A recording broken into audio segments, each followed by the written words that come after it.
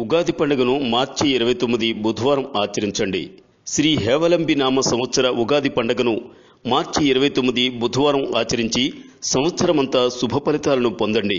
28 మార్చి మంగళవారం అమావాస్య ఉదయం 8:30 వరకు ఉన్నందున అమావాస్యతో కూడిన చైత్ర శుద్ధ పాడ్యమి సంధి ఘడియలతో కూడుకున్న మంగళవారం ఉగాది పండుగను ఆచరించడం వలన ఆ సంవత్సరం అంతా చెడు ఫలితాలను అనుభవించాల్సి వస్తుంది. 29 బుధవారం బ్రాహ్మీ ముహూర్తంలో సూర్యోదయ సమయానికి చైత్ర శుద్ధ పాడ్యమి ఘడియలు ఉండడం వల్ల ఉగాది పర్వదినాన్ని ఆచరించాలి.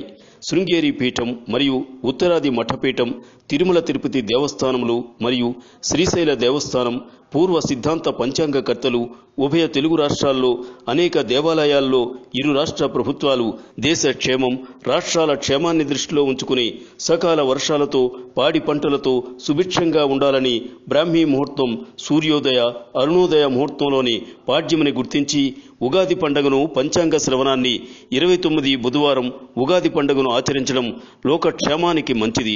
గతంలో 2007 మార్చి 19న శ్రీ సర్వజిత్ నామ సంవత్సర ఉగాదిని సోమవారం ఆచరించిన వారు శుభ ఫలితాలను పొందారు. మంగళవారం ఆచరించిన వారు చెడు ఫలితాలను చవిచూశారు. మంగళవారం ఉగాది పండుగను అనేక మంది చేసుకోలేదు. ఈ సంవత్సరం అదే విధంగా మంగళవారం కాక బుధవారం ఉగాది పండుగను చేసుకోవడం సకల జనులకు క్షేమం.